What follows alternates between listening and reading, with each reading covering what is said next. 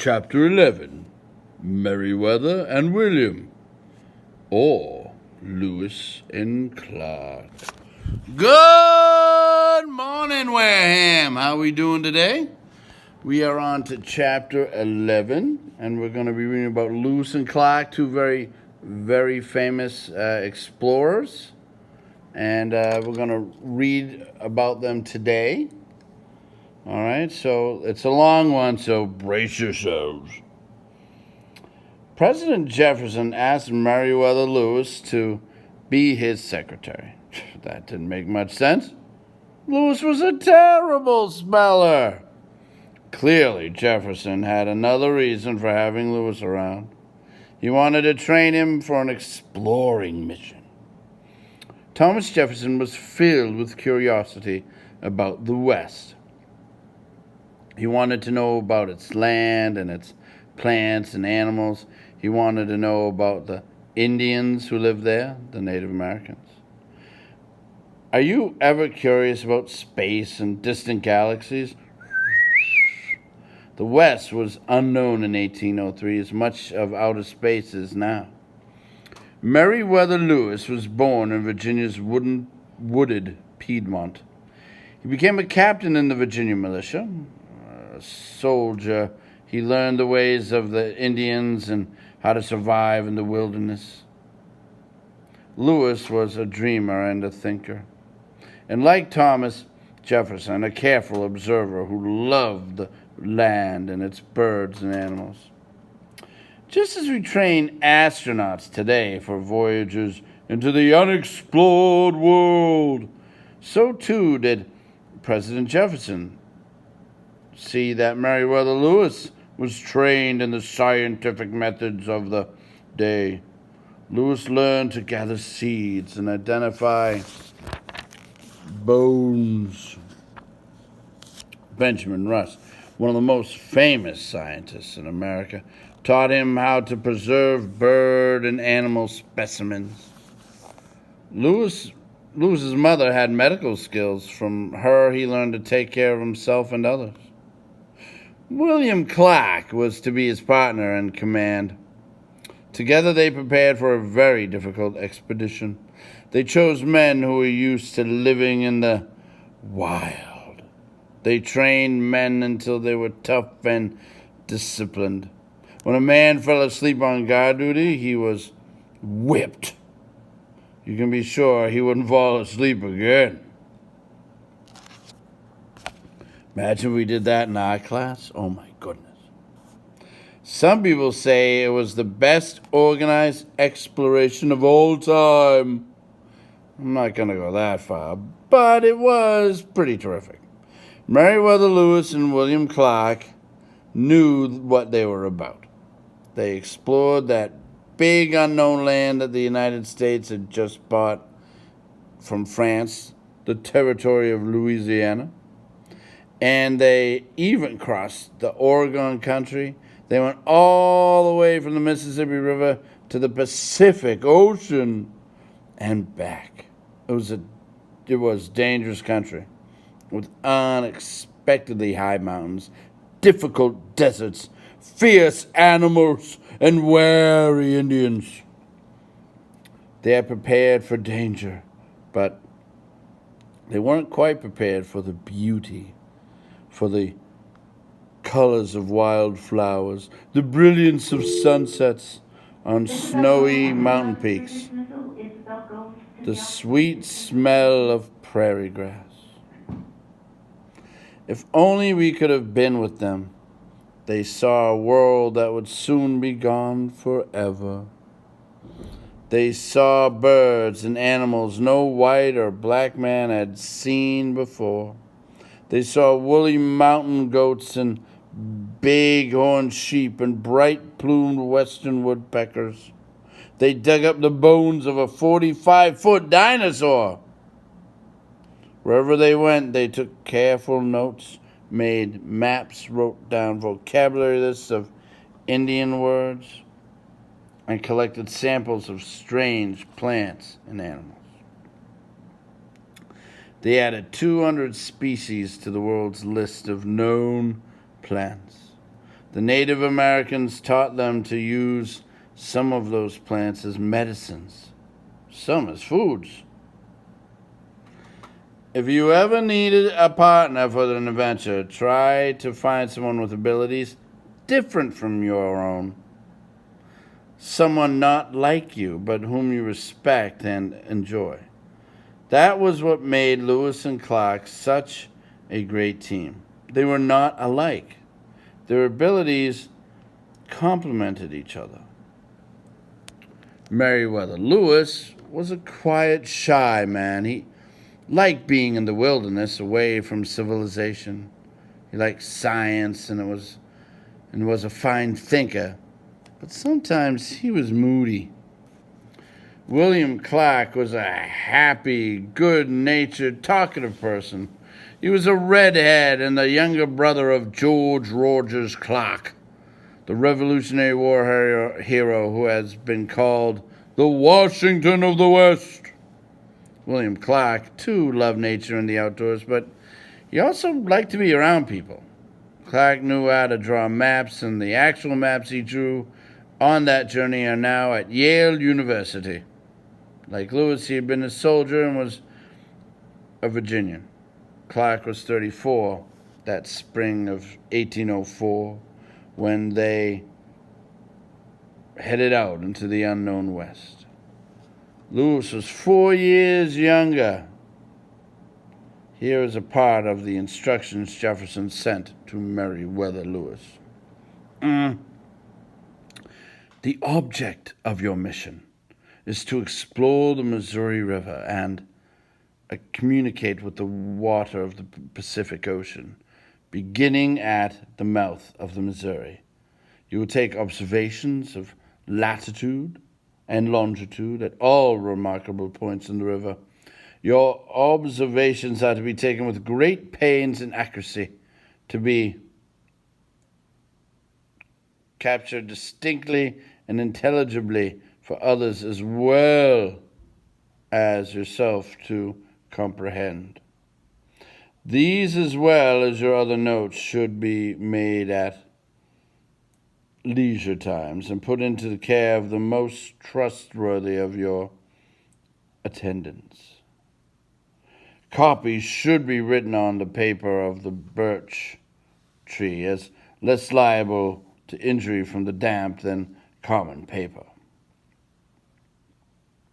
Other objects worthy of notice will be the soil and face of the country, its growth and vegetable productions, the animals of the country generally, and especially those not known in the U.S. The remains and accounts of any which may be deemed rare or extinct. The mineral productions of every kind, volcanic appearances, climate is characterized by the thermometer, by the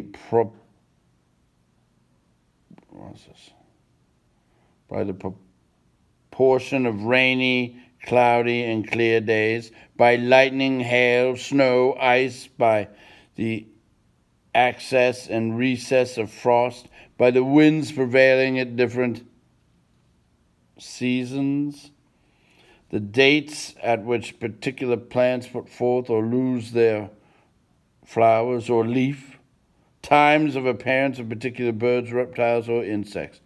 Woo! That's one long assignment. I hope you don't get one that long on MCAS. It's a very long assignment.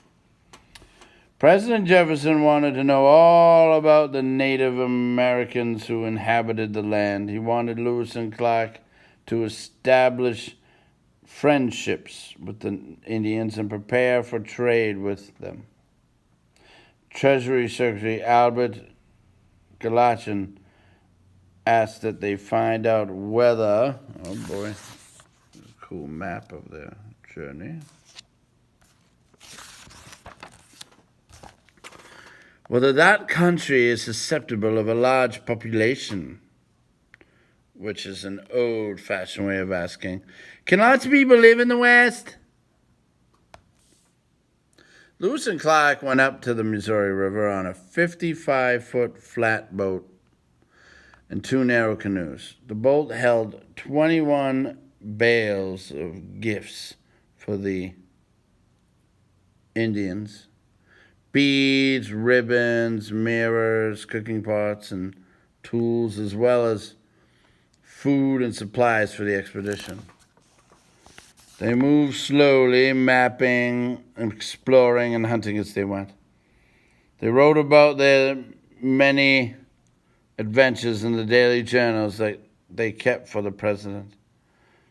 You can find copies of the journals of Lewis and Clark in most libraries. Where? They expected to be able to get all the way to the West Coast by boat. Ha ha! With perhaps a short portage when they reached mountains. They knew that the source of the Missouri River would be found in mountain streams, so they were prepared to climb mountains. On the other side of the mountains, they thought they would find new rivers leading to the Pacific. Well, they were right, sort of. They found mountains, but not the kind of mountains they expected. They were used to the time-worn Appalachians. They weren't prepared for the awesome, towering Rocky Mountains. Rocky Mountain. All right, so they called them the Stone Mountains. And the rivers going west weren't where they thought they would find them. They had to cross deserts to get to them. That wasn't all. They were surprised by rattlesnakes, bears, and mountain lions. But there were unexpected pleasures, too. They feasted on beaver tails. Oh, that sounds gross. Buffalo humps, really? And deer and elk steaks. They were stunned by the endless herds of buffalo. They captured 4 black and white magpies, put them in cages, and sent them back down the river with other bird, animal, and plant specimens for President Jefferson. Meriwether Lewis thought the caged birds were beautiful. That's good spelling, huh? The Indians told them about grizzly bears. The bears were more dangerous than an armed warrior, they said. When an Indian wore a necklace of bear claws, it was a sign of great bravery. Lewis and Clark didn't quite believe the natives. They weren't scared. They had confidence in their guns. So when they discovered bear tracks at 11 inches long, they were anxious to meet with some of these bears. What fun! It happened. Lewis and a companion spotted 2 grizzlies. They both fired their rifles, hit their targets, and discovered that a single bullet will rarely kill a grizzly. One bear fled, but the other charged. Lewis and his friend ran for their lives. They were lucky to survive. Their muzzle-loading guns could not be fired again without reloading. The bear, which turned out to be only a cub, was finally killed. But it took several more shots. After that, they boiled the bear's fat and turned it into oil. Bear oil was a delicacy in the West. People like it better than lard or even butter. A man named York was an important member of the Lewis and Clark team. York was Clark's black slave. He was taller than 6 feet and an excellent swimmer, hunter, and trapper. The Indians were awed by York. Most of them had never seen a black man before. Indian warriors often painted their bodies with charcoal was a mark of success in battle. So when they saw strong charcoal-skinned York, they thought him the mightiest of men. York trekked, hunted, and risked his life for the expedition. When they returned home, York asked for his freedom. Clark would not grant it. That's sad. Of course, we know he did eventually free him. Even with all their training, Lewis and Clark might not have been successful. At least, they might not have gotten to the West Coast if it hadn't been for a woman, a Native American woman named Sacagawea. Remember, some people might think it's Sacagawea now. They met her when they built a camp and settled down for the winter in present-day North Dakota. Sacagawea was 16 and married to a Frenchman, Charbonneau. She was about to have a baby. Everyone was excited about that. When the baby was born, she named him Jean-Baptiste for his father, but called him Pompey. In the spring, when Lewis and Clark were ready to start out again, they hired Sacagawea's husband as a translator of Indian languages. Sacagawea came along with her baby strapped to her back.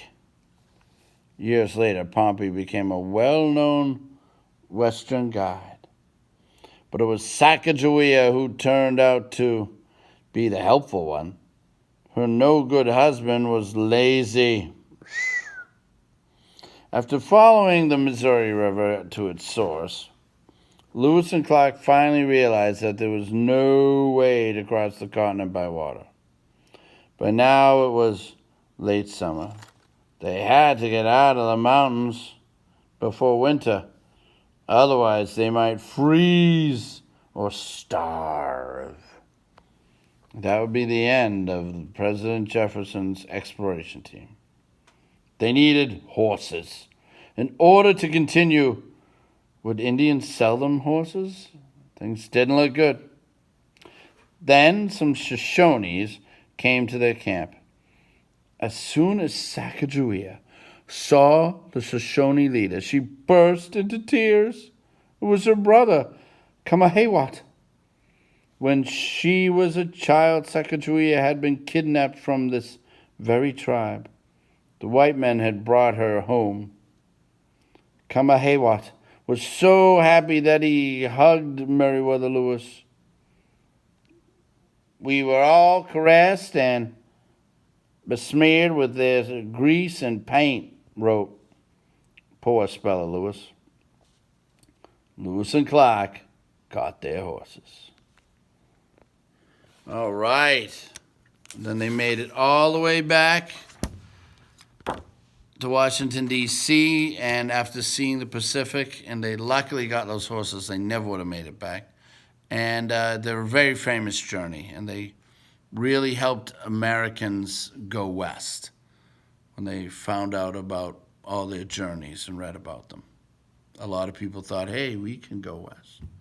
All right, so have a great day, and we'll see you tomorrow. Bye.